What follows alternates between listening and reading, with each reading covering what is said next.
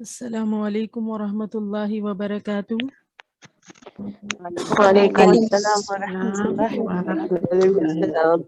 وعلیکم السلام ورحمۃ اللہ وبرکاتہ۔ کیا حال ہے آپ سب کے؟ الحمدللہ۔ الحمدللہ رب العالمین۔ تم کیسی ہو رضوان؟ اللہ کا شکر، الحمدللہ رب العالمین۔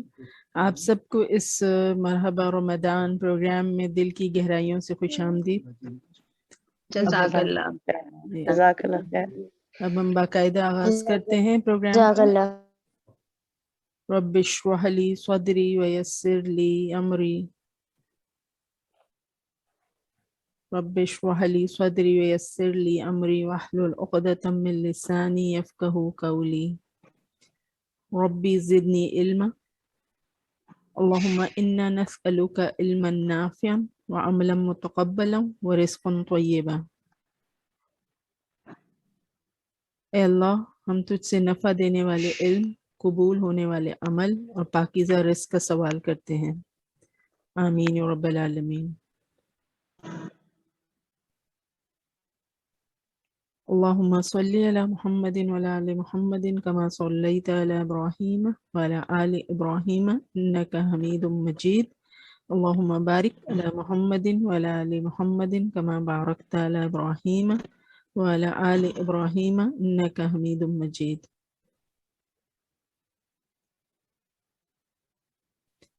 ہمارا آپ کا ساتھ اس مرحبا رمضان پروگرام کے حوالے سے 3 مہینے رہے گا انشاءاللہ، رجب، شعبان اور رمضان۔ یہ چوتھا سال ہے کہ ہم کووڈ کی وجہ سے جو ہے وہ آن لائن اس پروگرام کو منعقد کر رہے ہیں، ورنہ اس سے پہلے تقریباً 12 سال تک ہم اسے آن سائٹ ارینج کرتے رہے ہیں الحمدللہ۔ اس پروگرام کو کنڈکٹ کرنے کا بیسک مقصد رمضان کے آنے سے پہلے اپنے آپ کو ذہنی، جسمانی، جذباتی اور روحانی طور پر تیار کرنا ہے۔ یوں سمجھیے کہ یہ پروگرام ایک طرح سے ایک ریفریشر کورس یا کہہ لیں کہ ایک ٹریننگ سیشن کا پرپس سرو کرتا ہے، جس کے ذریعے ہم اپنے ایمان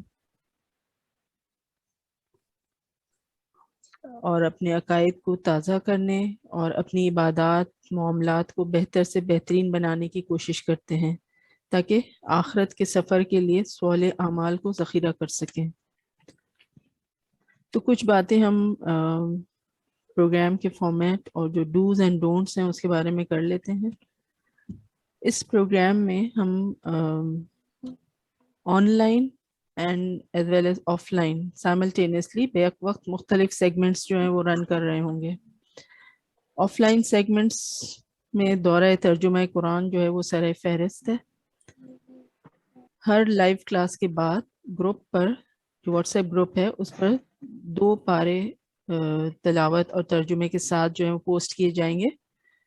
تو یوں آپ کے پاس سمجھیں کہ ایک ہفتے میں اوور دا ویک آپ کے پاس سننے کے لیے 4 پارے ہوں گے، جو کہ آپ اپنی کنوینئنس کے مطابق جب چاہیں سن لیجیے گا۔ پھر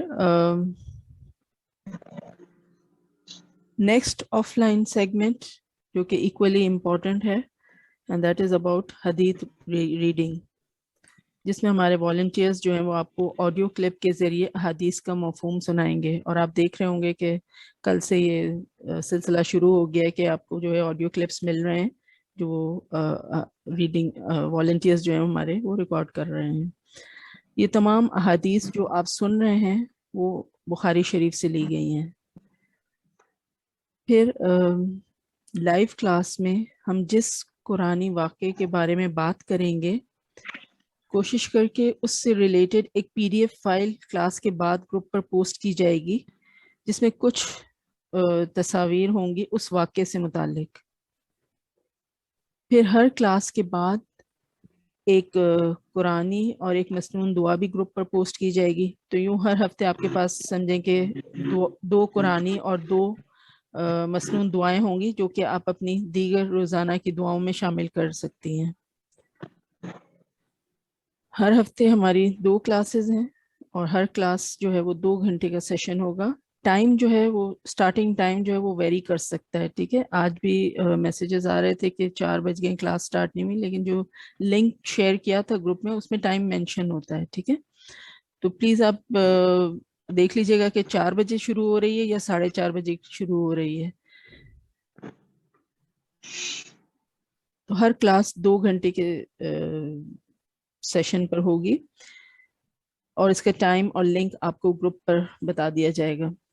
جو قرآنی قصہ ہم اس دن کور کریں گے اس کے بارے میں آپ کو پیش کی یعنی ایڈوانس میں گروپ پر بتا دیا جائے گا. جیسے آج آپ کو میسج مل گیا تھا صبح ہی میں کہ کون سا واقعہ ہم کرنے جا رہے ہیں, اور اس سے متعلق جو قرآنی آیات بھی, تاکہ آپ پہلے سے ان آیات کا جو ترجمہ ہے وہ پڑھ لیں, تاکہ کلاس کے دوران آپ کو واقعہ سمجھنے میں ہیلپ مل سکے.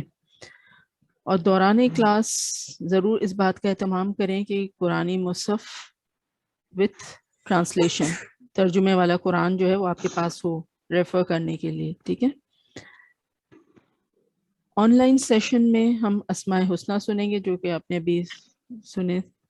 پھر مین سیگمنٹ ہمارا ہوگا جس میں کہ قرآنی قصہ جو ہوگا وہ اس کو بیان کیا جائے گا, اور اس میں موجود عبرت اور نصیحت کے پہلوؤں کو ہائی لائٹ کیا جائے گا, نمایاں کیا جائے گا, تاکہ ہم سب اپنی اصلاح کر سکیں.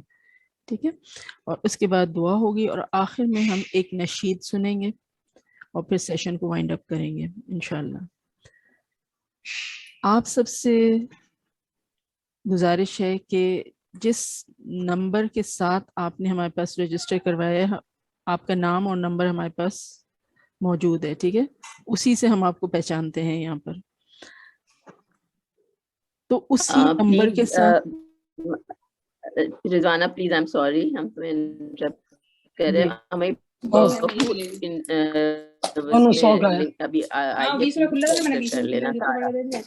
سر مجھے آپ کی بات سمجھ نہیں آئی ہے, پلیز باقی سب لوگ اپنا مائک میوٹ رکھیں. جی شاہین باجی آپ کیا کہہ رہی ہیں؟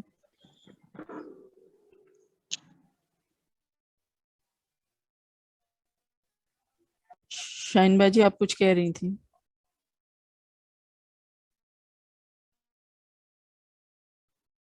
ٹھیک ہے, شاید آواز نہیں جا رہی. بہرحال تو آپ سب سے ہم یہ کہتے ہیں کہ ہماری بہو شاید آئے گی ابھی, تو اس کو انٹر کر لینا پلیز. آپ مجھے اس کا نمبر سینڈ کر دیجئے. آپ اپنے میسج پہ جو واٹس ایپ میسج ہے نا اس پر آپ مجھے سینڈ کیجئے. ہماری آواز آ رہی ہے؟ جی آپ کو میری آواز آ رہی ہے شاہین باجی؟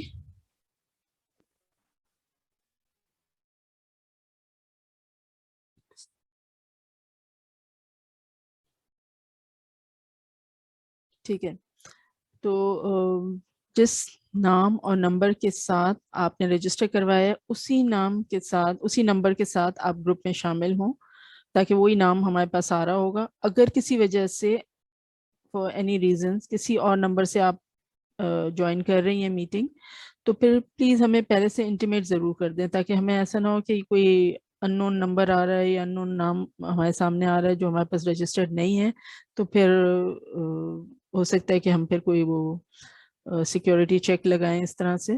تو اس لیے پلیز جس نام سے آپ رجسٹر ہوئی ہیں اسی نام سے کوشش کیجیے, اور اگر نہیں ہے تو پھر انٹیمیٹ ضرور کیجیے گا. دوران class this is a humble request please کہ خود اپنے لیے بھی اور سب کی کنوینئنس کے لیے اپنے مائک میوٹ رکھیے. ٹھیک ہے, تاکہ سب کو آواز جو ہے وہ کلیئرلی سنائی دے. زوم سیشن کی لمیٹیشن یہ ہے کہ ہر 40 منٹ کے بعد یہ آف ہو جاتا ہے. تو پھر سے آپ نے اسی لنک پر جس پر کہ پہلی دفعہ آپ نے کلک کر کے اور آپ نے جوائن ان کیا تھا, تو دوبارہ بھی آپ نے اسی لنک پر جا کے کلک کرنا ہے اور ری جوائن کرنا ہوگا. ٹھیک ہے, ایوری 40 منٹس. جب ری جوائن کریں تو دوبارہ اپنے مائک کو میوٹ کریں, کیونکہ ری جوائن کرتے ہوئے مائک پھر ان میوٹ ہو جاتا ہے, تو اس کو دوبارہ پلیز میک شیور کہ آپ میوٹ کر دیں. ٹھیک ہے, اگر آپ کو کوئی سوال یا کوئی سوال پوچھنا ہے یا کوئی کمنٹ دینا ہے یا کوئی بھی سگنل ایشوز ہو رہے ہیں, آپ کو آواز صحیح نہیں پہنچ رہی ہے تو اس کے بارے میں کچھ کہنا ہے, تو یا تو میسج کیجیے یا ہینڈ ریزنگ آپشن ہے اس کو اویل کر سکتی ہیں.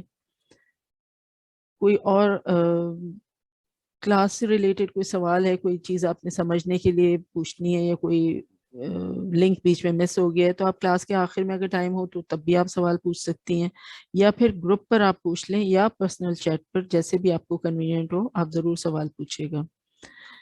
پھر آپ کے جو ویلیوبل فیڈ بیک ہیں اس کے ہم منتظر رہتے ہیں اور رہیں گے, چاہے نیگیٹو ہو چاہے پازیٹیو ہو, does not matter at all, but yes we need your feedback. یا کوئی سجیشن ہو تو یو آر آلویز ویلکم. اچھا, یہ جو پروگرام ہے یہ ہمارے اور آپ کے درمیان ایک کمٹمنٹ ہے, ٹھیک ہے, ہماری آپ کے ساتھ کمٹمنٹ ہے اور آپ کی ہمارے ساتھ کمٹمنٹ ہے. یعنی اور جو کمٹمنٹ ہوتی ہے وہ ایک ذمہ داری کے احساس کے ساتھ ہوتی ہے, ایک ذمہ داری کی فیلنگ ہوتی ہے. تو ہم اس پروگرام میں ایک ذمہ داری کے احساس کے ساتھ جڑے رہیں گے انشاءاللہ. اگر کسی وجہ سے for X Y Z reason میری یا سعدیہ کسی وجہ سے, ہم اللہ تعالیٰ سب خیریت اور عافیت کا معاملہ رکھے سب طرف, لیکن اگر کوئی کلاس نہیں لے سکتے کسی وجہ سے تو وی ول ڈیفینیٹلی انفارم یو. اچھا, اب آپ لوگ دوبارہ ری جوائن کیجیے پلیز, کیونکہ یہ میٹنگ آف ہو رہی ہے. دوبارہ ری جوائن کریں, ہم آگے بات کرتے ہیں پھر. جی ہم پلیز مائک میوٹ.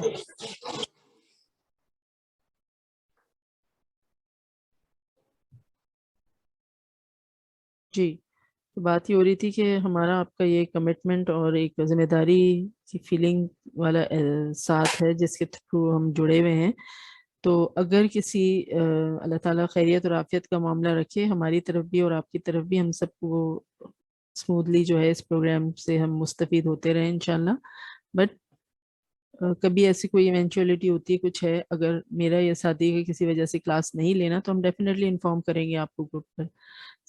اسی طرح بالکل اسی طرح اگر آپ کسی وجہ سے کلاس نہیں اٹینڈ کر سک رہی ہیں, کوئی بھی مصروفیت ہے آپ کی کچھ ہے, تو آپ پلیز انفارم ضرور کیجیے گا, ٹھیک ہے. مسلسل بغیر بتائے غیر حاضری کلاس میں سے وہ اس بات کا اظہار ہوگی کہ یا تو آپ کی مصروفیات جو ہیں وہ بہت زیادہ ہیں یا پھر آپ غیر سنجیدہ ہیں, ٹھیک ہے, تو نان سیریس ایٹیٹیوڈ ہے. تو دونوں صورتوں میں پھر آپ اس پروگرام میں شامل رہنے کی اہل نہیں ہوں گی. That is so very understandable. تو اس کا ضرور خیال رکھیے گا پلیز. کلاس کی جو ریکارڈنگ ہے وہ یوٹیوب چینل پر آپ کو انشاءاللہ کوشش یہ ہوگی کہ اویلیبل ہو جائے, اور لیکن وہ اوور دا ویکینڈ ہی آپ کو مل سکے گی. مطلب ٹائم لگے گا اس میں, ایسا نہیں کہ آج کلاس ہوئی اور رات تک یا کل تک جو ہے آپ کو ریکارڈنگ اویلیبل ہو جائے, ایسا نہیں ہوگا, کچھ ٹائم لگے گا اس میں, ٹھیک ہے. تو جو کوئی وہاں سننا چاہے تو موسٹ ویلکم, اور جو یہ یوٹیوب کا جو لنک ہے وہ گروپ میں کلاس کے بعد جو ہے وہ پوسٹ کر دیا جائے گا انشاءاللہ. Then last but not the least, ہمارا جو یہ واٹس ایپ گروپ ہے اس کا نام ہے اللولو المکنون. اس کا مطلب ہے ہڈن پرلز, ہے نا, چھپا کے رکھے ہوئے موتی. تو اس گروپ کا ہر ممبر اپنی جگہ ایک قیمتی موتی کی حیثیت رکھتا ہے جس کے اندر اللہ تعالیٰ نے بہت سی خیر چھپا کر رکھی ہوئی ہے. ہمارا کام یہ ہوگا کہ اللہ کی توفیق سے ہم اپنے اندر چھپی خیر کو دریافت کریں, اس کو پتہ لگائیں, اور اس سے پھر اپنی دنیا اور آخرت کی بھلائیاں سمیٹیں انشاءاللہ. یعنی آپ ان اے نٹ شیل کہہ سکتے ہیں کہ یہ پروگرام جو ہے ایک خود شناسی سے خود تعمیری تک کا سفر ہوگا انشاءاللہ, فرام ڈسکوری ٹو ریکوری.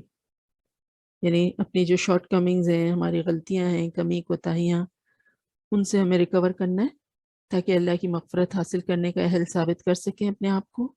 اور یہی ہمارے اس پروگرام کا تھیم بھی ہے کہ ساریو الی مغفرہ, کہ اللہ کی مغفرت حاصل کرنے کے لیے دوڑو, اللہ کی مغفرت حاصل کرنے کے لیے تیزی دکھاؤ.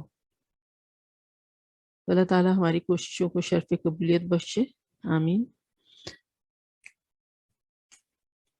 ہمارا جو مین سیگمنٹ ہے. السلام علیکم باجی. جی السلام علیکم. یہ وعلیکم میری السلام. بیٹی جوائن کرنا چاہ رہی ہے, تو میں کیا کروں, آپ کو اس کا نمبر اور نام جی جی سینڈ کر دوں؟ میسج کر دیں مجھے واٹس ایپ پہ. ٹھیک ہے ٹھیک ہے, اوکے. ایسے پہلے بھی اس نے کلاس لی تھی اقصیٰ دانیال کے نام سے, آپ نے ان کو بولا بھی تھا مائک بند کرو, آپ کو شاید نام یاد ہو. چلیں ٹھیک ہے, چلیں اس دفعہ مائک کا خیال ضرور رکھیے گا. نہیں میں بول دوں گی, بچے چھوٹے ہیں نا, اس کے بچے چھوٹے ہاتھ لگا دیتے. ٹھیک ہے ٹھیک ہے, نہیں میں بول دوں گی اس کو اوکے انشاءاللہ. ٹھیک. اوکے نحمدہ و نصلی علی رسولہ الکریم اما بعد فاعوذ باللہ من الشیطان الرجیم بسم اللہ الرحمن الرحیم.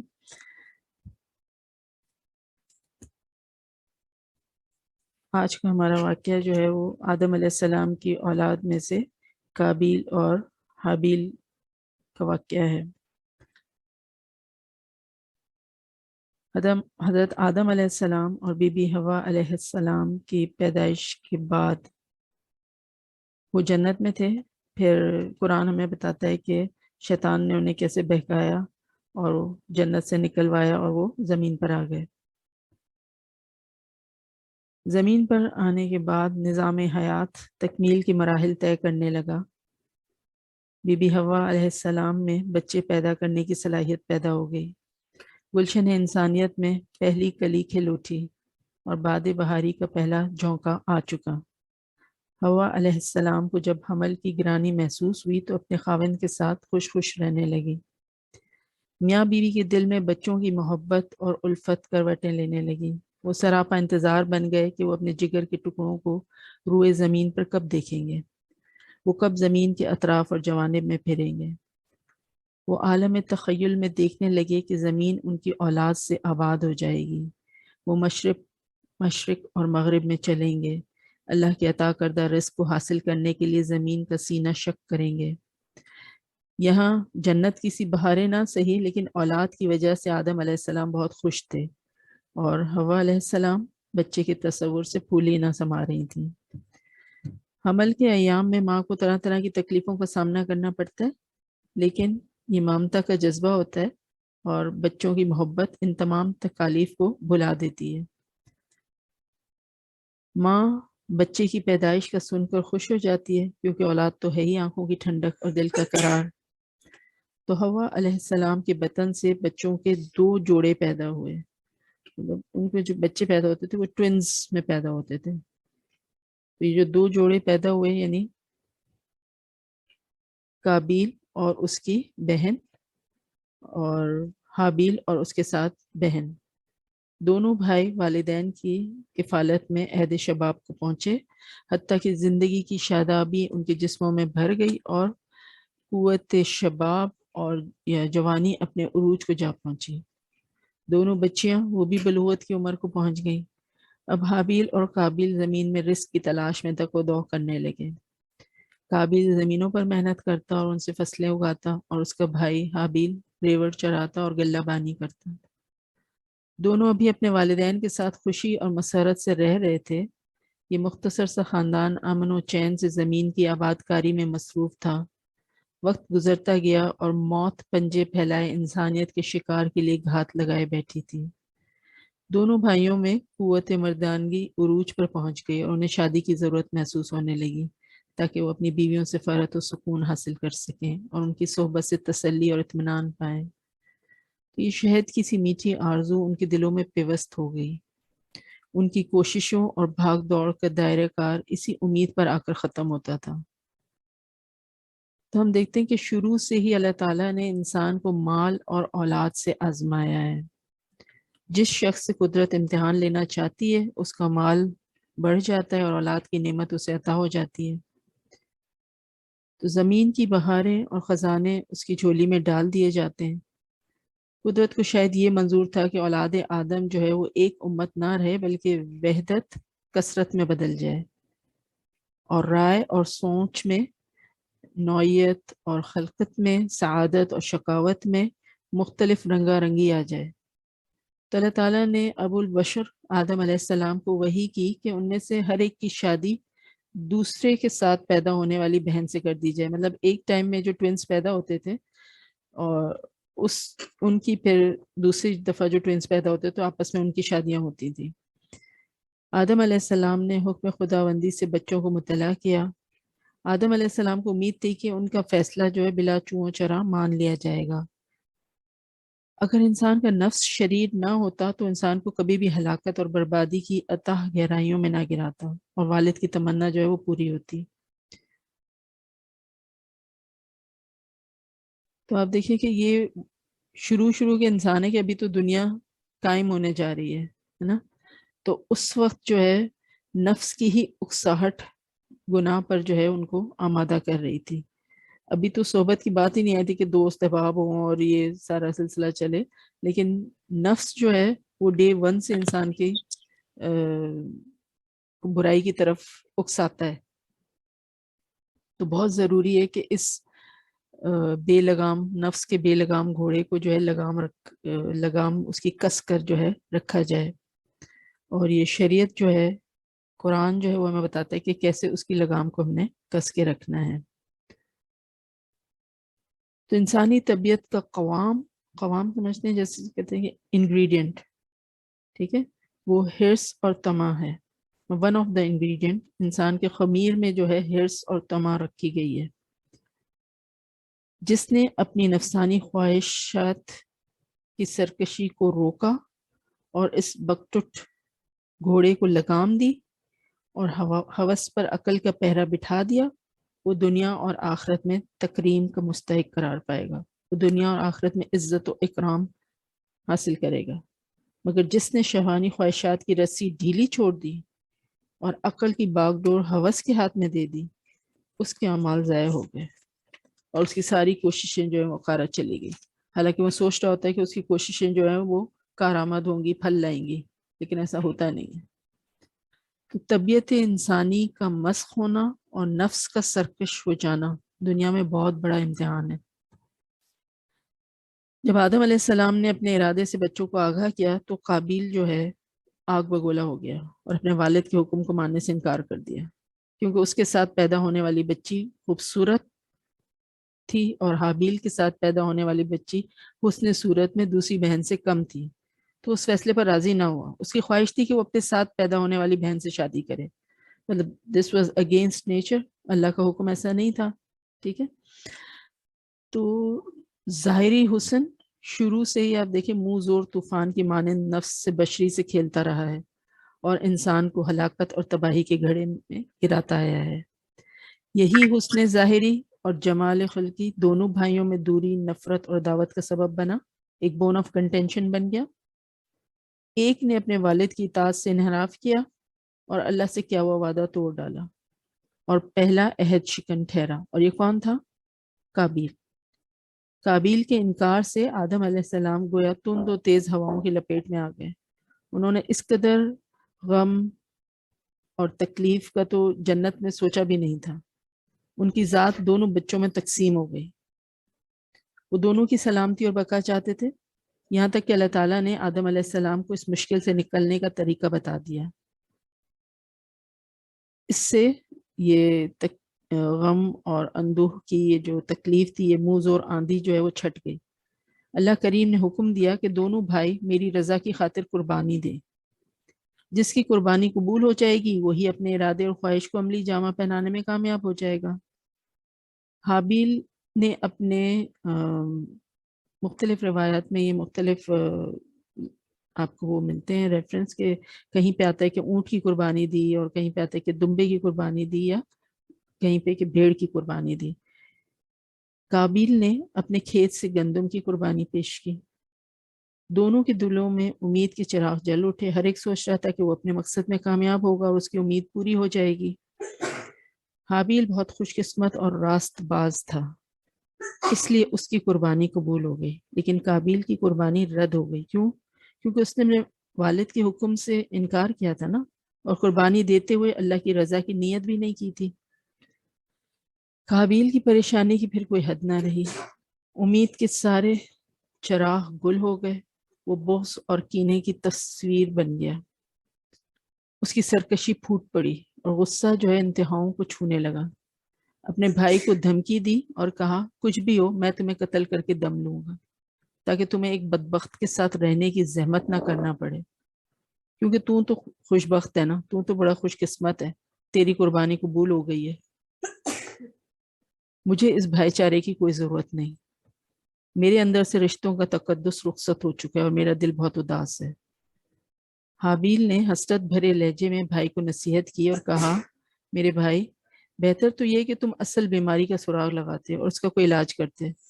تمہیں تو امن و سلامتی کا نمائندہ ہونا چاہیے تھا. تاکہ تم اس راہ پر گامزن ہو کر اللہ کی رضا حاصل کرتے۔ قربانی صرف ان کی منظور ہوتی ہے جن کے دل تقوی کی دولت سے مالا مال ہوتے ہیں۔ اللہ تعالیٰ نے حابیل کو جسمانی اور عقلی خوبیوں سے خوب اچھی طرح مزین کر رکھا تھا۔ ان میں ان لوگوں کی تمام صلاحیتیں موجود تھیں جنہیں امانت کا امین بنایا جائے تو وہ اس کی حفاظت کرتے ہیں، انہیں حکمت اور دانائی کی صلاحیتوں سے نوازا جائے تو ان میں اور نکھار پیدا کرتے ہیں۔ ان کی زندگی کا مقصد اللہ کی رضامندی کا حصول ہوتا ہے۔ وہ والدین کی اطاعت اور فرمانبرداری کو سعادت دارین خیال کرتے ہیں، دونوں جہاں کی سعادت یا خوش قسمتی سمجھتے ہیں۔ وہ اپنے رب کی تقسیم پر راضی ہوتے ہیں۔ وہ اس نقطے کو اچھی طرح سمجھتے ہیں کہ دنیاوی زندگی جو ہے وہ ڈھلتی چھاؤں اور عارضی مقام اور بے ثبات مال ہے۔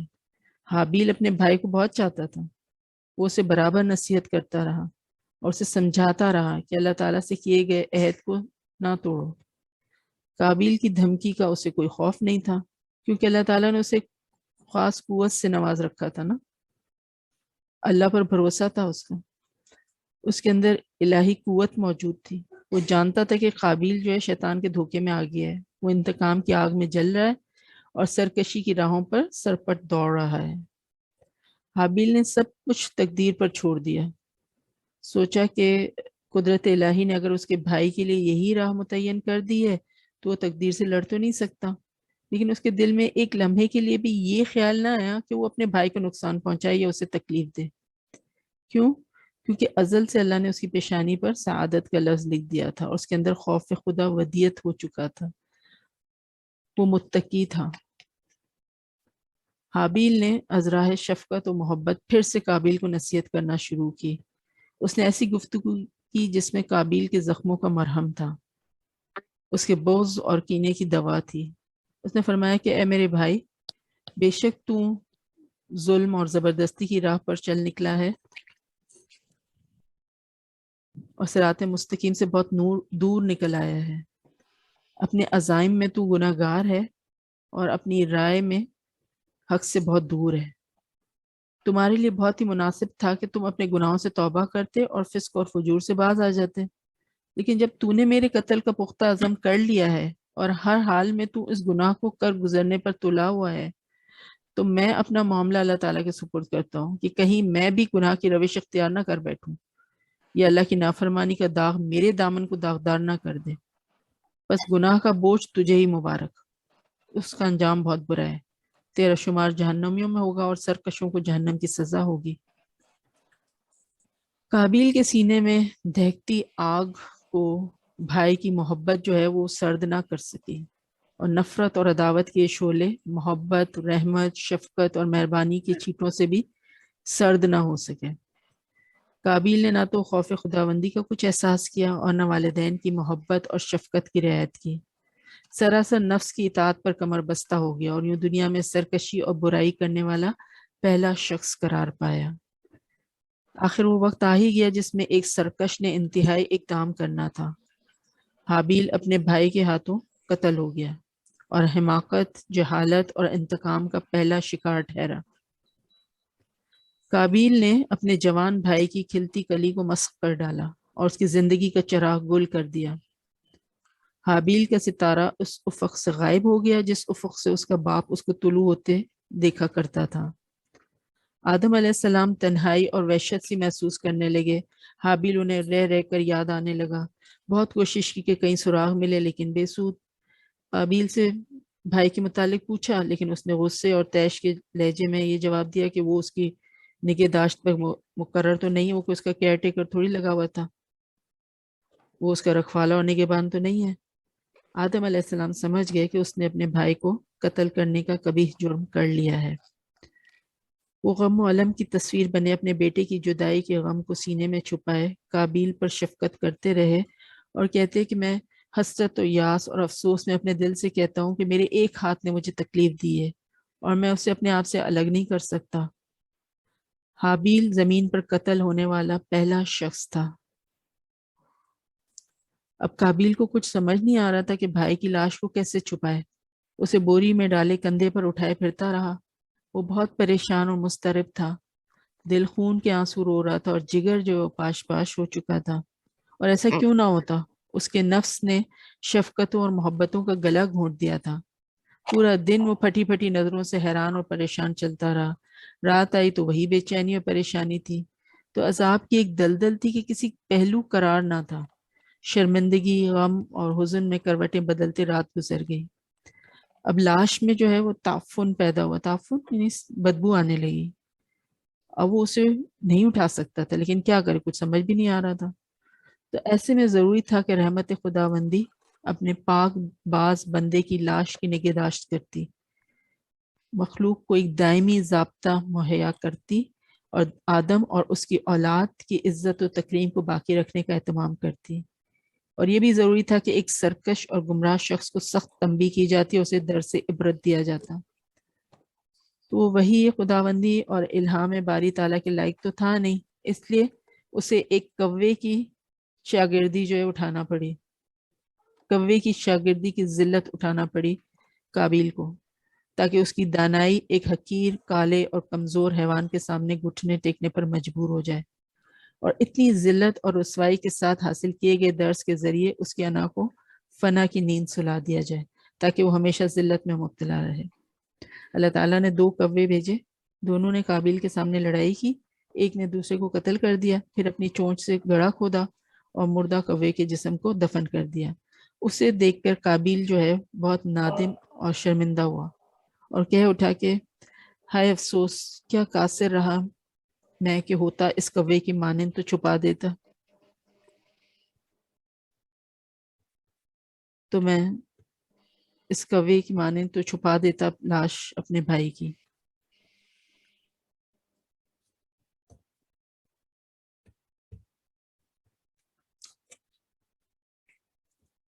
تو یہ جو قرآن کریم نے حضرت آدم علیہ السلام کے ان 2 بیٹوں کا نام ذکر نہیں کیا، قابیل اور حابیل کا ذکر ہمیں نہیں ملتا۔ جو قرآن کی آیات میں نے آپ کو ریفرنس کے لیے دی تھی، یقیناً آپ نے دیکھی ہوں گی سورہ مائدہ کی، تو اس میں ہمیں یہ قابیل اور حابیل نام تو نہیں ملتے، صرف کیا ملتا ہے، ابنی آدم، بنی آدم، یہ کہہ کر جو ہے بات کو چھوڑ دیا ہے ٹو ہوم اٹ میں کنسرن۔ البتہ تورات میں ان کے یہی نام بیان کیے گئے ہیں، قابیل اور حابیل۔ دنیا انسانی میں اضافے کے لیے حضرت آدم علیہ السلام کا یہ دستور تھا کہ حوا علیہ السلام سے جڑواں پیدا ہونے والے لڑکے اور لڑکی کا عقد یعنی نکاح دوسرے پیٹ سے پیدا ہونے والے ٹوین بچوں کے ساتھ کر دیا کرتے تھے۔ اسی دستور کے مطابق قابیل اور حابیل کی شادی کا معاملہ پیش تھا۔ قابیل عمر میں بڑا تھا اور اس کی جو ہمشیرہ حابیل کی ہمشیرہ سے زیادہ حسین اور خوبرو تھی، اس لیے قابیل کو یہ انتہائی ناگوار تھا کہ دستور کے مطابق حابیل کی ہمشیرہ سے اس کی شادی ہو اور حابیل کی اس کی ہمشیرہ سے۔ تو معاملے کو ختم کرنے کے لیے حضرت آدم علیہ السلام نے یہ فیصلہ فرمایا کہ دونوں اپنی اپنی قربانی حق تعالیٰ کی جناب میں پیش کریں، جس کی قربانی منظور ہو جائے وہی اپنے ارادے کے پورا کرنے کے لیے کا مستحق ہوگا۔ جیسا کہ تورات سے ہم کو معلوم ہوتا ہے کہ اس زمانے میں قربانی یعنی نظر کی قبولیت کا یہ الہامی دستور تھا کہ نظر اور قربانی کی چیز جو ہے وہ کسی بلند جگہ پر رکھ دی جاتی اور آسمان سے آگ نمودار ہو کر اس کو جلا دیتی تھی، جو انگلش میں جو ایک برنٹ آفرنگز کے نام سے ایک ٹرم ہے وہ اسی بیس پر ہے۔ اس قانون کے مطابق حابیل نے اپنے ریوڑ میں سے ایک بہترین جانور جو ہے اللہ کی نظر کیا اور قابیل نے اپنی کھیتی کے غلے میں سے ردی قسم کا غلہ قربانی کے لیے پیش کیا۔ دونوں کی حسن نیت اور نیت بد کا اندازہ اسی عمل سے آپ کو ہو گیا ہوگا کہ کس نے کیا اللہ کی راہ میں پیش کیا۔ لہذا حسب دستور آگ نے آ کر حابیل کی نظر کو جلا دیا اور اس طرح قبولیت کا شرف اس کے حصے میں آیا، یعنی حابیل کی جو قربانی تھی وہ قبول ہو گئی۔ قابیل اپنی اس توہین کو کسی طرح برداشت نہ کر سکا، اس نے غیظ و غضب میں آ کر حابیل سے کہا کہ میں تجھ کو قتل کیے بغیر نہ چھوڑوں گا تاکہ تو اپنی مراد کو نہ پہنچ سکے۔ حابیل نے جواب دیا میں تو کسی طرح تجھ پر ہاتھ نہیں اٹھاؤں گا، باقی تیری جو مرضی تو کر۔ رہا قربانی کا معاملہ، سو اللہ کے یہاں تو نیک نیت ہی کی نظر قبول ہو سکتی ہے، محبت نیت کی نہ دھمکی کام آ سکتی اور نہ بے وجہ کا غم و غصہ۔ تو قابیل پر اس نصیحت کا الٹا اثر پڑا، اس نے غصے سے مشتعل ہو کر اپنے بھائی حابیل کو قتل کر دیا۔ مگر قرآن میں آپ دیکھیں شادی کا قصہ جو ہے وہ مذکور نہیں ہے، اس کے بارے میں کوئی بات نہیں ہے کہ یہ شادی والا معاملہ تھا، صرف قربانی یعنی نظر کا ذکر ہے۔ اور اس روایت سے زائد جو ہے وہ حابیل کی پھر لاش کے دفن کے متعلق اضافہ کیا گیا ہے کہ قتل کے بعد جو ہے قابیل حیران تھا کہ اس لاش کا کیا کرے، کیونکہ یہ تو پہلی موت تھی جو واقع ہوئی تھی، ابھی تک تو کوئی موت واقع نہیں ہوئی تھی، تو ابھی تک نسل آدم جو ہے موت سے دوچار ہی نہیں ہوئی تھی، اسی لیے حضرت آدم علیہ السلام نے مردے کے بارے میں کوئی حکم الہی نہیں سنایا تھا۔ تو یکایک قابیل نے دیکھا کہ ایک کوے نے زمین کریت کریت کر گڑھا کھودا، تو اس طرح قابیل کو انڈیکیشن ملی کہ مجھے ابھی اپنے بھائی کے لیے اسی طرح گڑھا کھودنا چاہیے، اور بعض روایت میں ہے کہ کوے نے دوسرے مردہ کوے کو اس گڑھے میں چھپا دیا۔ تو قابیل نے یہ دیکھا تو اپنی ناکارہ زندگی پر بے حد افسوس کیا اور کہنے لگا کہ میں اس حیوان سے بھی گیا گزرا ہوں کہ اپنے اس جرم کو چھپانے کی بھی اہلیت نہیں رکھتا۔ ندامت سے اس نے سر جھکا لیا اور پھر اس طرح اپنے بھائی کی لاش کو سپرد خاک کر دیا۔ سورہ مائدہ میں جو آیات آئی ہیں اس کا ترجمہ دیکھ لیتے ہیں۔ اور سنا ان کو حال واقعی آدم کے دو بیٹوں کا، جب نظر کی دونوں نے کچھ نظر، اور مقبول ہوئی ایک کی اور نہ مقبول ہوئی دوسرے کی۔ کہا میں تجھ کو مار ڈالوں گا، وہ بولا اللہ قبول کرتا ہے پرہیزگاروں سے۔ اگر تو ہاتھ چلا دے گا مجھ پر مارنے کو، میں نہ ہاتھ چلاؤں گا تجھ پر مارنے کو۔ میں ڈرتا ہوں اللہ سے جو پروردگار ہے سب جہان کا۔ میں چاہتا ہوں کہ اس اقدام پر تو میرا گناہ بھی حاصل کر لے اور اپنا گناہ بھی، پھر ہو جائے تو دوزخ والوں میں سے، اور یہی سزا ہے ظالموں کی۔ بس اس کو راضی کیا اس کے نفس نے خون پر اپنے بھائی کے، پھر اس کو مار ڈالا، سو ہو گیا نقصان اٹھانے والوں میں۔ پھر بھیجا اللہ نے ایک کوا جو کوریدتا تھا زمین کو، تاکہ اس کو دکھلا دے کس طرح چھپاتا ہے لاش اپنے بھائی کی۔ بولا ہائے افسوس، مجھ سے اتنا بھی نہ ہو سکا کہ اس کوے جیسا ہی ہوتا کہ چھپا لیتا لاش اپنے بھائی کی۔ پھر لگا پچھتانے۔ اسی سبب سے لکھا ہم نے بنی اسرائیل پر کہ جو کوئی قتل کرے ایک جان کو بلا عوض جان کے یا بغرض فساد کرنے کے ملک میں، تو گویا قتل کر ڈالا ان سب لوگوں کو، اور جس نے زندہ رکھا ایک جان کو تو گویا زندہ کر دیا سب لوگوں کو۔ مسند احمد کی حدیث ہے، آپ صلی اللہ علیہ وسلم نے فرمایا کہ دنیا میں جب بھی کوئی ظلم سے قتل ہوتا ہے تو اس کا گناہ حضرت آدم علیہ السلام کے پہلے بیٹے یعنی قابیل کی گردن پر ضرور ہوتا ہے، اس لیے کہ وہ پہلا شخص ہے جس نے ظالمانہ قتل کی ابتدا کی اور یہ ناپاک سنت جاری کی۔ دمشق کے شمال میں ایک پہاڑ ہے قاسیون کے نام پر، وہاں پر ایک زیارت گاہ بنی ہوئی ہے جو مقتل حابیل کے نام سے مشہور ہے، یعنی یہ کہا جاتا ہے کہ یہاں پر جو ہے وہ حابیل کو قتل کیا گیا تھا۔ اب یہ تو واقعہ ہے ہمارے سامنے، اس سے ہمارے لیے کیا عبرت و نصیحت کے پہلو نکلتے ہیں؟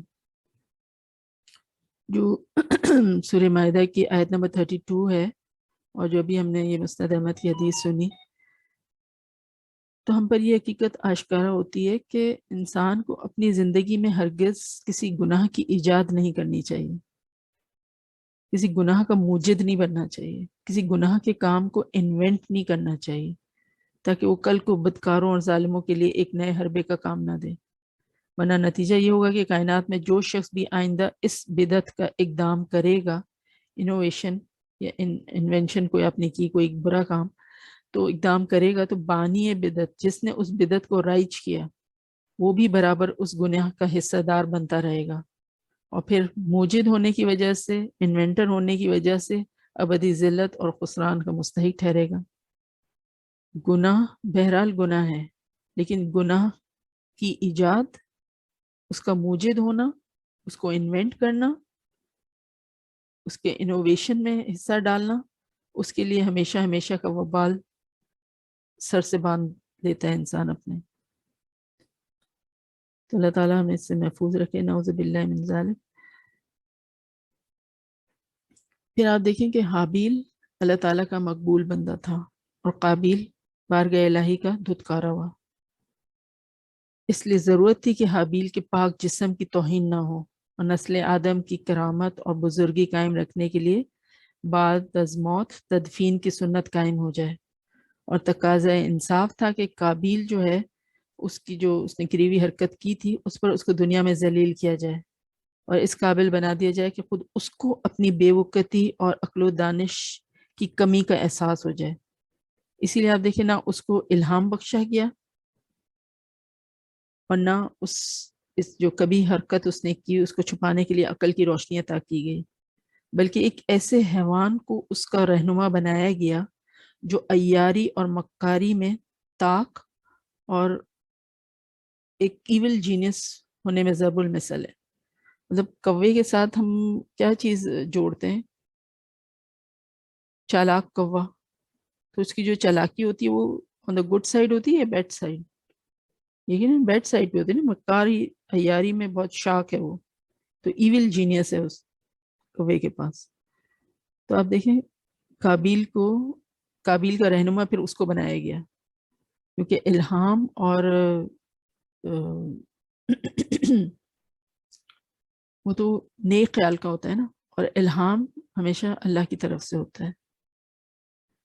تو وہ تو اس نے اپنے آپ کو مستحق نہیں بنایا تھا اس کا، قابیل نے. تو پھر آخر کار قابیل کو پھر یہی کہتے بنا کہ ہائے افسوس، کیا میں ایسا گیا گزرا ہو گیا کہ اس کوے جیسا بھی نہ ہو سکا.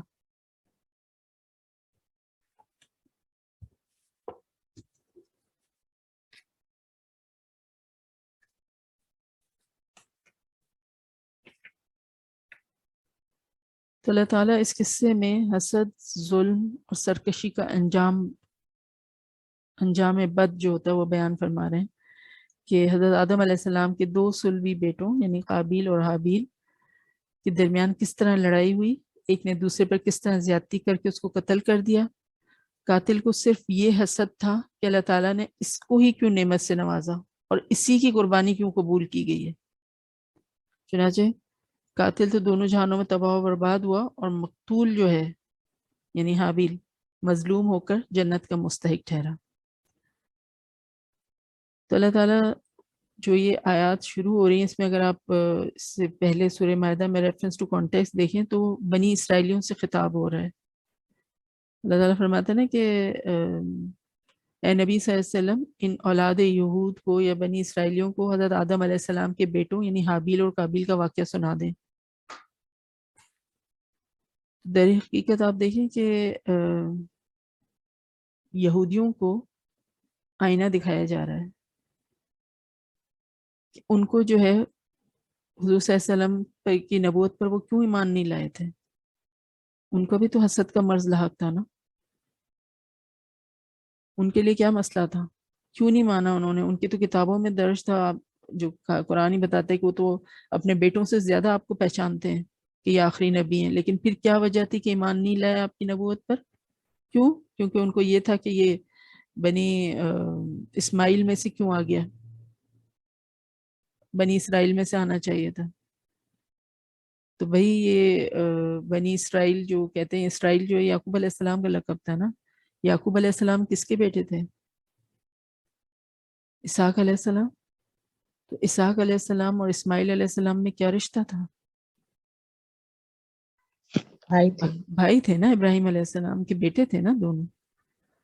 تو ان کو بالکل ایک سمجھے کہ آئینہ دکھایا جا رہا ہے کہ تم دیکھو آدم علیہ السلام کے 2 بیٹوں میں جب حسد کا معاملہ ہوا تو پھر اس کے انجام کیا نکلا.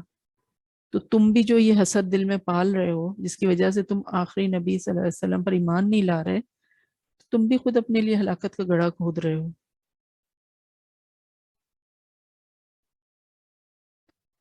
یہ جو کہا کہ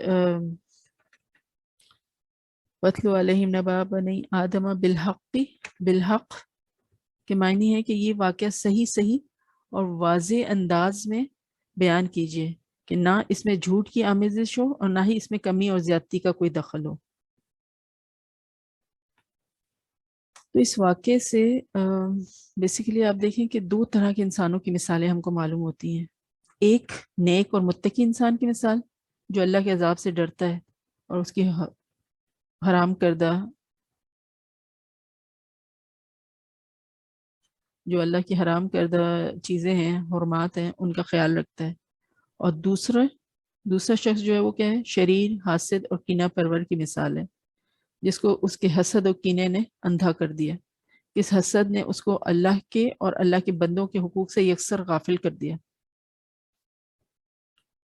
قرآن کریم نے حضرت آدم علیہ السلام کے ان بیٹوں کا واقعہ اس لیے بیان فرمایا تاکہ ہم اس سے واعظ و نصیحت اور عبرت حاصل کریں. رسول اکرم صلی اللہ علیہ وسلم نے بھی ہمیں اس بات کا حکم دیا ہے کہ لوگوں کی اچھی باتوں کو اختیار کریں اور بری باتوں سے اجتناب کریں. اور یہ دو مثالیں ہر جگہ اور ہر زمانے میں پائی جاتی ہیں اور انسانی فطرت میں ہے ویری کامن. قابیل اور حابیل کا اصل مسئلہ اللہ تعالیٰ کی عبادت، اللہ تعالیٰ کی فرما برداری، اللہ تعالیٰ کے لیے اپنی اپنی قربانی پیش کرنے کا تھا. اللہ تعالیٰ اس حسد کی بیماری سے بچائے. یہی چیز جب نفس انسانی میں شعلہ زن ہوتی ہے تو تمام تعلقات اور قرابت داریاں جو ختم ہو جایا کرتی ہیں اور بھائیوں کی آپس کی محبت، عداوت، بغض، کینہ اس میں تبدیل ہو جایا کرتی ہے. جیسے سورہ فلق میں اسی خبیث مرض اور خطرناک بیماری سے پناہ مانگنے کا کہا گیا نا، وَمِن شَرِّ حَاسِدٍ اِذَا حَسَد.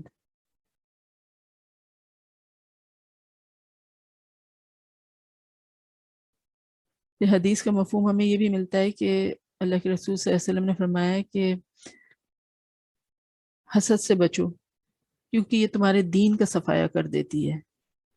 حسد کے لیے کہا کہ یہ مونڈنے والی ہے.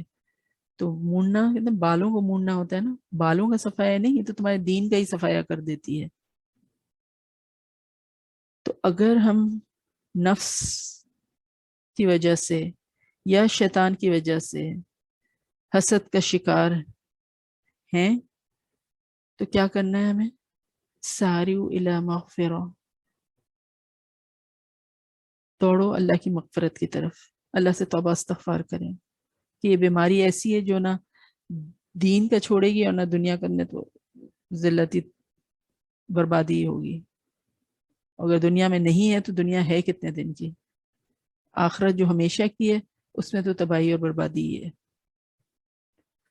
تو حسد کی اگر ہم حسد کو ڈیفائن کرنا چاہیں تو اس کی بہت ہی کلیئر کٹ ڈیفینیشن یہ ہوگی کہ کوئی شخص کسی دوسرے کی نعمت کو دیکھ کر جلے اور تمنا کرے کہ کاش وہ اس سے محروم ہو جائے اور اس سے چھن جائے وہ نعمت. تو حسد دراصل اللہ تعالیٰ کے حکم اور اس کی تقسیم پر اعتراض ہے کہ اس کو کیوں ملا، مجھے ملنا چاہیے تھا. I was deserving. وہ کون ہوتا ہے؟ حسد در حقیقت ایمان کی کمزوری اور احکام خداوندی کو صحیح طور پر نہ سمجھنے کا نتیجہ ہے. تو پھر اس کا علاج کیا ہے؟ ایک تو ہم نے بتایا ساری الی مغفرہ. اس مرض کا شفا بخش علاج صرف اور صرف رجوع الی اللہ، اللہ کی طرف رجوع کریں، خالص توبہ اور نفس کو اس کے میل کچیل سے صاف اور پاک کرنا اور اللہ تعالیٰ کی قضا اور قدر پر راضی رہنا. جو اللہ کے فیصلے ہیں سمینا و طعنا. مزید اس بات پر ایمان رکھنا کہ تمام امور اللہ تعالیٰ کے قبضے قدرت میں ہیں اور تمام نعمتیں اللہ کے قبضے میں ہیں. جس کو وہ چاہتا ہے نوازتا ہے اور جسے چاہتا ہے محروم رکھتا ہے. صاحب استقامت انسان کو چاہیے کہ اپنے تمام معاملات اللہ تعالیٰ کے سپرد کر دے اور پھر اس کے حکم اور فیصلے سے راضی رہے. راضی برضا رب، اللہ جو تیرا فیصلہ ہے میں اس میں راضی رہوں گی.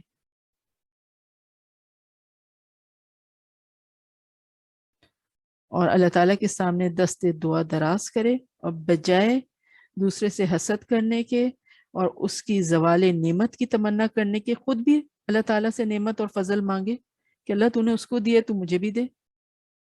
یہ ایٹیٹیوڈ تو ایڈمائربل ہے، بٹ یہ کہنا کہ اس کو نہ ملے مجھے مل جائے.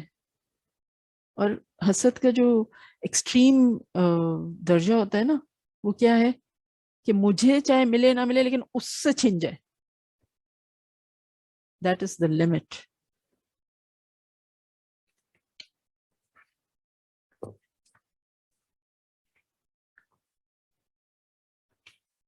حضرت ابن عباس رضی اللہ عنہ فرماتے ہیں چونکہ اس وقت کوئی مسکین تو تھا نہیں، وہی ہم کہہ رہے ہیں کہ پہلے پہلے انسان دنیا میں آ رہے تھے. دوبارہ ریجوائن کیجئے پلیز، پھر آگے ہم کنٹینیو کرتے ہیں. جی، حضرت ابن عباس رضی اللہ عنہ فرماتے ہیں چونکہ اس وقت کوئی مسکین تو تھا نہیں جسے صدقہ دیا جاتا، اس لیے طریقہ یہی تھا کہ صدقہ و خیرات اللہ کے نام پر نکال دیتے. بس یوں ہی آدم علیہ السلام کے بیٹوں نے اپنی اپنی قربانی پیش کی. دستور یہ تھا کہ اگر کوئی آدمی قربانی پیش کرتا اور وہ بارگاہ خداوندی میں قبول ہوتی تو اس کی نشانی یہ ہوتی تھی کہ اللہ تعالیٰ آگ بھیجتے آسمان سے اور وہ اس کو کھا جاتی، اور اگر وہ قربانی بارگاہ الہی میں مقبول نہ ہوتی تو وہ آگ بجھ جاتی. چنانچہ دونوں نے قربانی پیش کی، ایک چرواہا تھا اور دوسرا کاشتکار تھا. بکریوں والے نے موٹا تازہ اور بہترین جانور اللہ کے نام پر دیا حابیل نے، اور دوسرے نے یعنی قابیل نے اپنے کھیت کا کچھ حصہ پیش کیا. چنانچہ آگ آئی، ان دونوں کے درمیان اتری، پھر اس جانور کو کھا گئی اور کھیت کو چھوڑ دیا، اس کو نہیں کھایا. تو آدم علیہ السلام کے بیٹے نے اپنے بھائی سے کہا کیا تم لوگوں کے اندر اس حال میں چلو پھرو گے کہ وہ جانتے ہیں کہ تم نے قربانی پیش کی تو قبول ہو گئی اور میری قربانی قبول نہ ہوئی؟ اللہ کی قسم لوگ تو میری طرف دیکھیں گے بھی نہیں، اور تم مجھ سے بہتر ہو گئے ہو، تم مجھ سے بہتر ثابت ہو گئی کیونکہ تمہاری قربانی جو قبول ہو گئی ہے. اور کہنے لگا کہ میں تمہیں ضرور قتل کر دوں گا. بھائی نے اس کو کہا میرا کیا قصور ہے، اللہ تعالیٰ تو متقین کی ہی قربانی قبول فرمایا کرتے ہیں. تو یہاں سے ہمیں جو یہ الفاظ ہیں ان سے یہ سمجھ آتی ہے کہ جو حابیل اور قابیل کی باہمی جو ناراضگی تھی، آپس میں جو ناراضگی تھی، اس کا مین ریزن جو تھا وہ قربانی کی قبولیت اور عدم قبولیت تھی. جو نکاح کا جو اختلاف تھا وہ تو سمجھے کہ وہ سٹارٹنگ پوائنٹ تھا نا، وہ ایک بون آف کنٹینشن بن گیا تھا. بٹ جو قتل کا باعث بنا وہ کیا تھا؟ وہ حسد کا مرض تھا کہ اس کی قربانی کیوں قبول ہوئی اور میری کیوں نہیں ہوئی.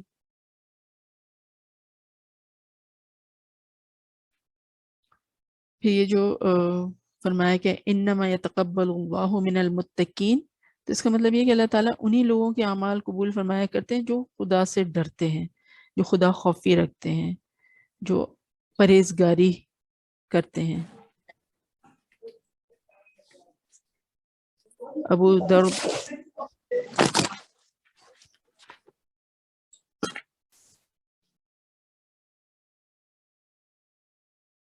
ابو دردہ رضی اللہ عنہ فرماتے ہوئے سنا، وہ فرماتے ہیں کہ میری ایک نماز بارگاہ الہی میں قبول ہو جائے یہ مجھے دنیا اور ما فیہا سے زیادہ محبوب ہے. تو آپ دیکھیں یہ ہے ان کی تقویٰ کا لیول کہ نمازیں پڑھ کے بھی یہ فکر کہ نماز قبول ہوئی کہ نہ ہوئی. جن کے ناموں کے ساتھ لگا ہوا ہے رضی اللہ عنہ کہ اللہ ان سے راضی ہوا اور وہ اللہ سے راضی ہوئے، لیکن وہ کہتے ہیں کہ میری ایک نماز بارگاہ الہی میں قبول ہو جائے یہ مجھے دنیا اور ما فیہا سے زیادہ محبوب ہے.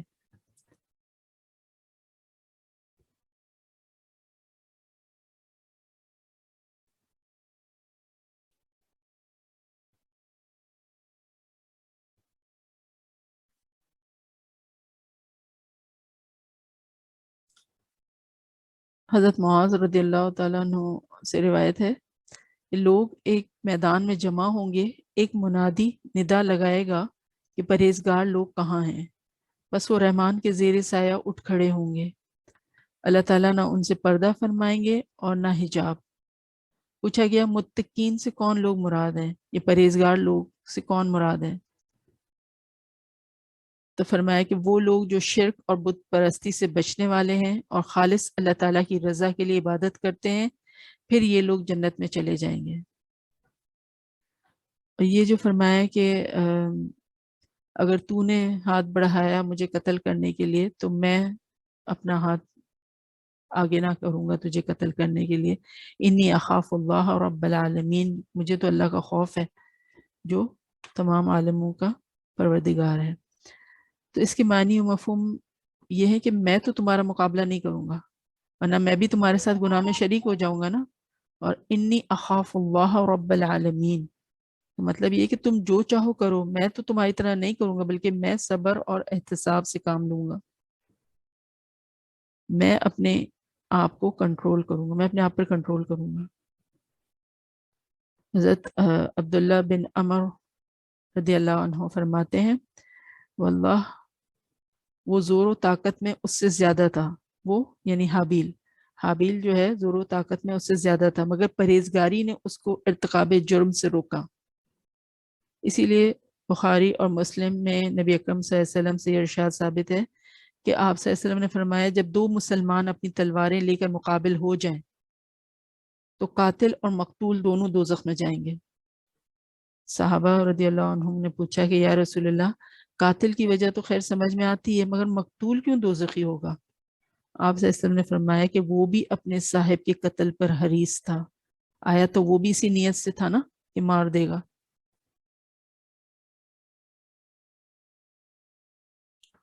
حضرت سعد بن ابی وقاص رضی اللہ عنہ نے حضرت عثمان رضی اللہ عنہ کے زمانے حصار کے موقع پر فرمایا میں گواہی دیتا ہوں کہ رسول اللہ صلی اللہ علیہ وسلم نے فرمایا کہ عنقریب ایک فتنہ برپا ہوگا، اس وقت بیٹھنے والا کھڑے ہونے والے سے بہتر ہوگا اور کھڑا ہونے والا چلنے والے سے بہتر ہوگا اور چلنے والا دوڑنے والے سے بہتر ہوگا۔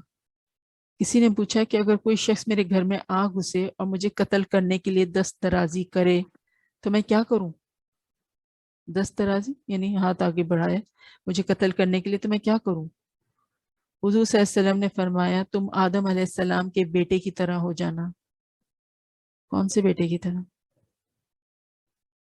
حابیل کی طرح، کہ اس نے کہا تھا نا میں اپنا ہاتھ آگے نہیں بڑھاؤں گا تمہیں قتل کرنے کے لیے۔ یہ ترمذی کی روایت ہے۔ تو ترکی زبان میں یعنی ٹرکش لینگویج میں ایک محاورہ ہے کہ وہ کہتے ہیں کہ تم صرف یہ نہ کہو کہ میں تمہارا بھائی ہوں بلکہ یہ بھی واضح کرو کہ کون سے بھائی ہو، حابیل یا قابیل، ہے نا، دیٹ شوز دا انٹینشن۔ پھر آگے جو فرمایا کہ انی اریدو ان تبو باسمی و اسمک، اس کا مطلب یہ ہے کہ میں چاہتا ہوں کہ میری خطائیں بھی اور میرے قتل کا گناہ بھی تجھ پر آ پڑے، پھر تو ان سب کو اپنے سر پر رکھ کر لے جائے۔ تو اس آیت کا صحیح مطلب کیا ہے کہ میں چاہتا ہوں کہ تو اپنے گناہ اور میرے قتل کے گناہ سبھی اپنے ذمہ ڈال لے، اور جو کہا کہ اسمی کا، اس کا مطلب یہ ہے کہ اپنے قتل کا گناہ بھی، مطلب یہاں پہ یہ مطلب نہیں کہ میرے گناہ بھی تیرے سر پر چڑھ جائیں، ٹھیک ہے، ایسا نہیں ہے، مطلب یہ مطلب جو ہے صحیح تر اس لیے ہے کیونکہ اب دیکھیں کہ اہل تفسیر اور جو اسکالرز ہیں ان کا اس پر اجماع ہے، اس لیے کہ اللہ تعالیٰ نے یہ فرمایا کہ ہر عامل کو، ہر عمل کرنے والوں کو اس کے عمل کا بدلہ ملتا ہے، تو پھر یہ کیسے ممکن ہے کہ مقتول جو ہے اس کے سارے گناہ قاتل پر ڈال دیے جائیں اور اس کی سزا اس کو دی جائے، ہے نا؟ قاتل کا مواخذہ صرف اپنے کیے ہوئے گناہوں پر اور جو قتل حرام جو اس نے کیا اس پر ہوگا، جن گناہوں کا اس نے خود ارتکاب کیا ہوگا۔ ابن عباس رضی اللہ عنہ فرماتے ہیں حابیل نے اس کو جہنم سے ڈرایا اور اس کو خوف دلایا مگر وہ باز نہ آیا اور نہ ہی اس کو اس کا اثر ہوا۔ آگے کیا فرمایا؟ فطوعت لہو نفسہ قتل اخیہ، یعنی اس واضح نصیحت اور جو اس نے تنبیہ کی اس کے باوجود اس کے نفس نے اس کو دھوکہ دیا اور اپنے بھائی کے قتل پر دلیر کر دیا۔ حضرت ابن عباس رضی اللہ عنہ اور چند صحابہ کرام رضی اللہ عنہم سے روایت ہے کہ اس کے نفس نے اپنے ہی بھائی کو مار ڈالنے پر آمادہ کیا اور اس کو قتل کر دینے کی خواہش ہوئی، چنانچہ اس کو قتل کرنے کے لیے ڈھونڈنے لگا۔ اب پہلا قتل ہونے جا رہا ہے، طریقہ تو پتہ ہی نہیں ہے کیسے قتل کرنا ہے، بس نفس جو ہے وہ اس کو ابھار رہا ہے کہ مار ڈالو اس کو، کیسے مارے وہ سمجھ میں نہیں آ رہا،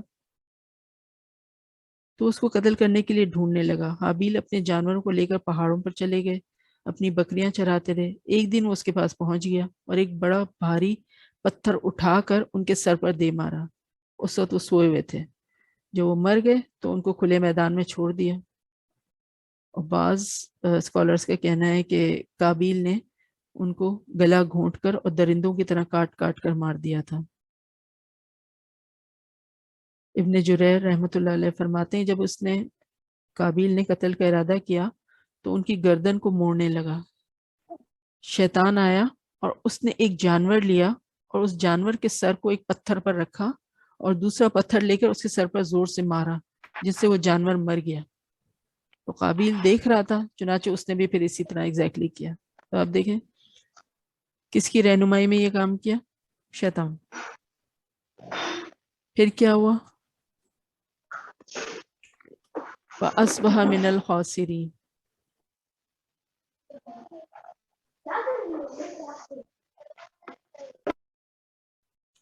فَأَصْبَحَ مِنَ الْخَاسِرِينَ اس کا مطلب یہ کہ وہ دنیا اور آخرت میں خاسر اور تباہ ہو گیا، خسارہ اٹھانے والا ہو گیا. خسارہ مینس ٹوٹل لاس، ایسا لاس جس کے بعد کوئی فائدہ نہیں مل سکتا. اور آپ دیکھیں کہ اس سے بڑا اور کون سا خسارہ ہو سکتا ہے کہ ابن مسعود رضی اللہ عنہ فرماتے ہیں، رسول اللہ صلی اللہ علیہ وسلم فرماتے ہیں کوئی شخص ظلماً قتل نہیں ہوتا مگر آدم کے پہلے بیٹے پر اس کے قتل کا ایک حصہ ہوتا ہے، اس لیے کہ وہ پہلا شخص تھا جس نے قتل کا طریقہ رائج کیا. اب تک جتنے قتل ہوئے ظلماً اور رہتی دنیا تک جو ہوں گے سب کا جو حصہ ہے، سب میں جو ہے وہ قابیل کا حصہ ڈلتا رہے گا، کیونکہ اس نے اس طریقہ رائج کیا تھا نا. حضرت عبداللہ بن عمر رضی اللہ عنہ فرماتے ہیں جہنم کا آدھا عذاب تو صرف ایک ابن آدم علیہ السلام کو ہو رہا ہے، قابیل کو. اس کے بعد فرمایا کہ فَبَعَثَ اللَّهُ غُرَابًا. تو جب حابیل کی وفات ہو گئی تو قابیل نے اس کو کھلی جگہ میں چھوڑ دیا. اس کو سمجھ میں نہیں آ رہا تھا کہ اس کو کس طرح دفن کرے.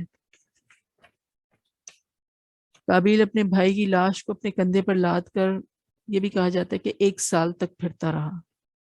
پھر اللہ تعالیٰ نے 2 کوے بھیجے جنہیں دیکھ کر اپنے آپ کو ملامت کرنے لگا کہ یعنی میں اتنا بھی نہ کر سکا کہ اس کوے کی طرح ہو جاتا. پھر اس نے اپنے بھائی کی لاش کو دفن کیا. رسول اللہ صلی اللہ علیہ وسلم نے فرمایا آدم علیہ السلام کے 2 بیٹوں نے اس امت کے لیے ایک مثال چھوڑی ہے، لہذا تم ان سے اچھائی کو لے لو.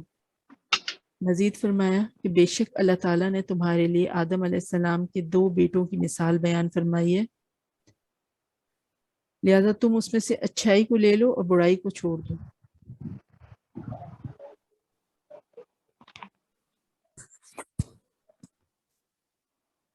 ایک حدیث میں ہے کہ نبی اکرم صلی اللہ علیہ وسلم نے فرمایا جو گناہ اس لائق ہیں کہ ان کی سزا اللہ تعالیٰ بہت جلد دنیا میں بھی دے اور پھر آخرت میں اس کے لیے ذخیرہ رکھے، ان میں سب سے بڑھ کر گناہ سرکشی یعنی نافرمانی کرنا اور قطع رحمی ہے.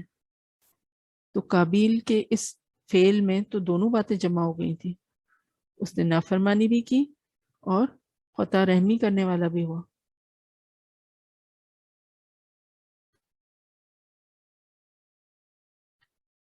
راجح قول یعنی جو زیادہ ایکسیپٹڈ قول یہ ہے کہ یہ واقعہ جو ہے یہ حابیل اور قابیل کا یہ مکہ مکرمہ میں پیش آیا، کیونکہ حضرت آدم علیہ السلام وہیں رہتے تھے. پھر روایت یہ بھی بتاتی ہے کہ قابیل جو ہے وہ قتل کر کے یمن بھاگ گیا تھا. اور جیسے ہم نے ابھی بات کی کہ دمشق شہر کے شمال میں کاسیون نامی پہاڑ میں ایک مشہور غار ہے جسے خونی غار کہتے ہیں. اور وہاں کے جو نیٹیوز ہیں، وہاں کے جو رہنے والے ہیں، ان کا خیال ہے کہ قابیل نے اس غار کے پاس اپنے بھائی کو قتل کیا تھا. پھر دمشق میں ایک پہاڑ پر ایک قبر ہے جس کی لمبائی اپروکسیمیٹلی 15 میٹرز یا مختلف روایت میں اس کی لینتھ مختلف ملتی ہے. تو بعض اہل علم کا خیال ہے کہ یہ حابیل کی قبر ہے، واللہ عالم.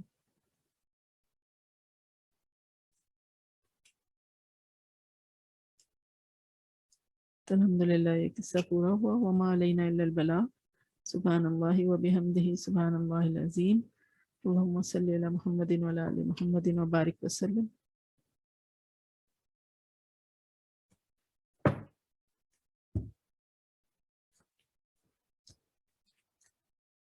اعوذ باللہ ان اکون من الجاہلین.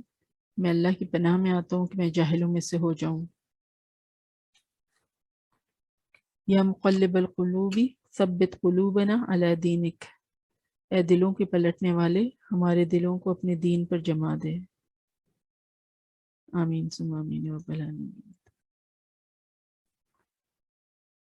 اگر آپ کے کوئی سوالات ہیں یا کوئی بھی اور کوئریز ہیں تو بھی تھوڑا ٹائم ہے ہمارے پاس. اس کے بعد پھر ہم نشید سنتے ہیں. رضوانہ مجھے ایک حدیث کا پوچھنا تھا ایک چیز. جی جی. ایک تو مجھے پوچھنا ہے فرض اور واجب میں کیا فرق ہے؟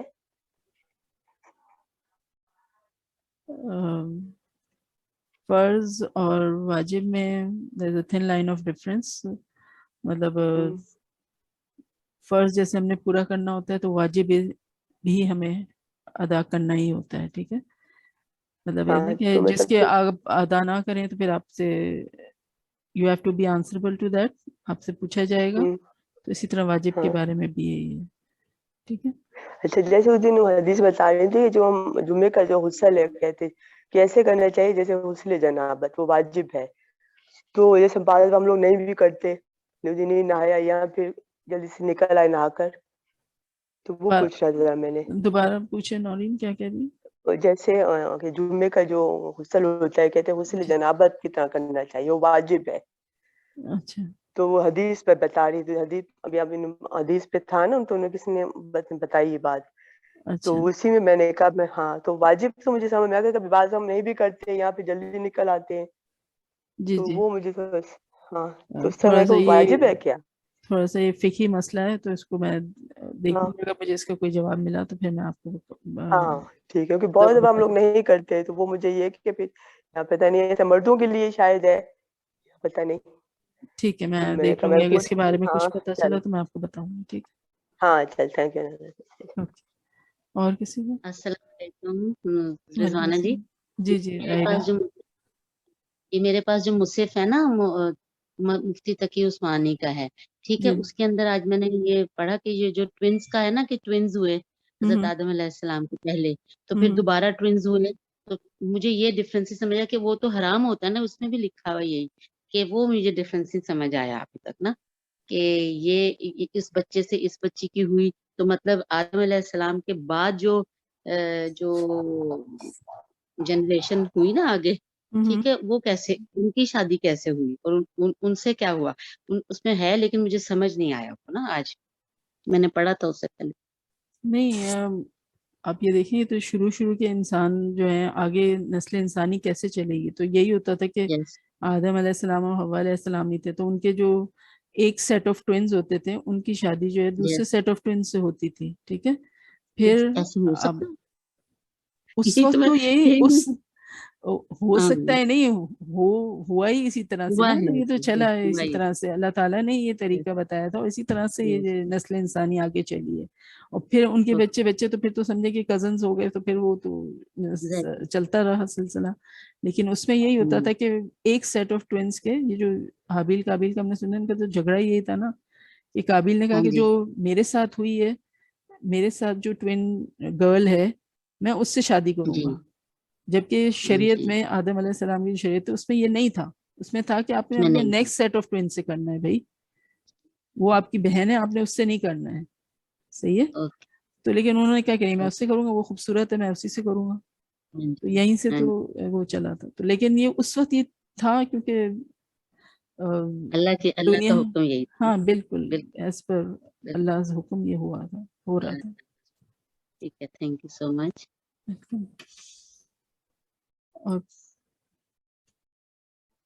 اور کسی کو کوئی سوال؟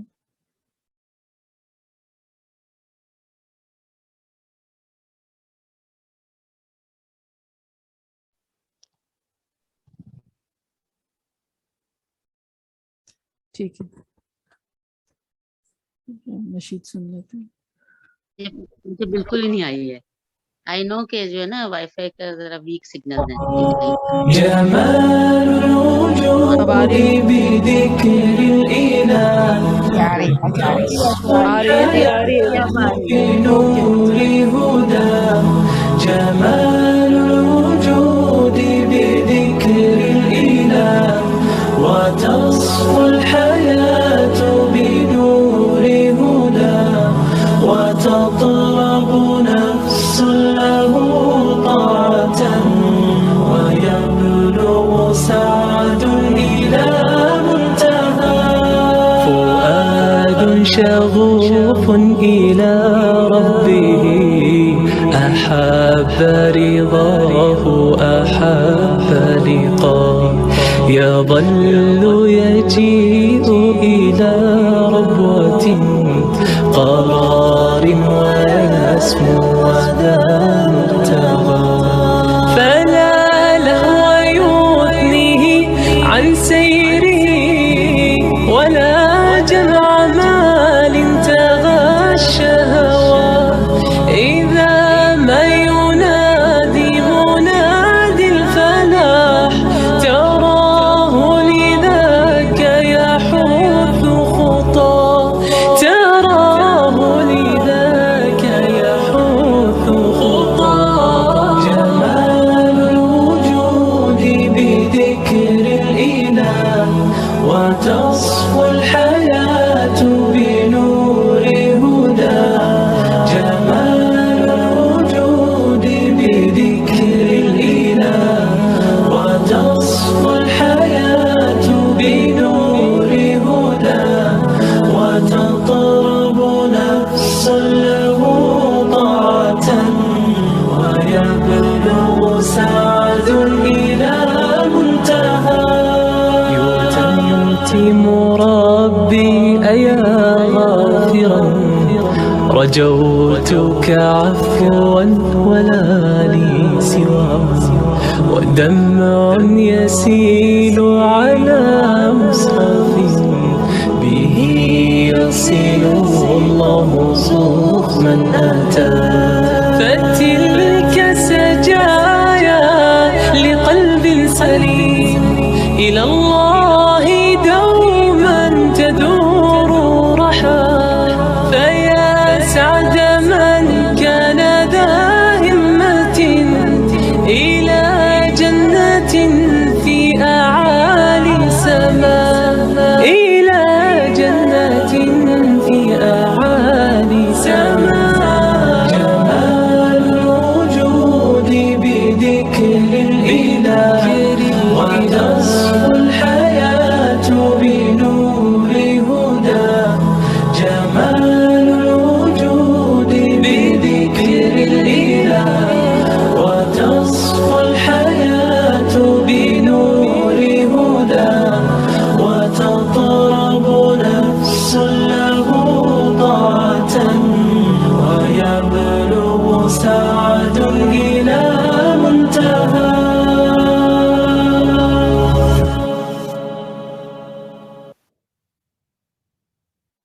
سبحانك اللهم وبحمدك نشهد أن لا إله إلا أنت نستغفرك ونتوب إليك سبحان ربك رب العزة عما يصفون وسلام على المرسلين والحمد لله رب العالمين جزاكم الله خيرا كثيرا السلام عليكم ورحمة الله وبركاته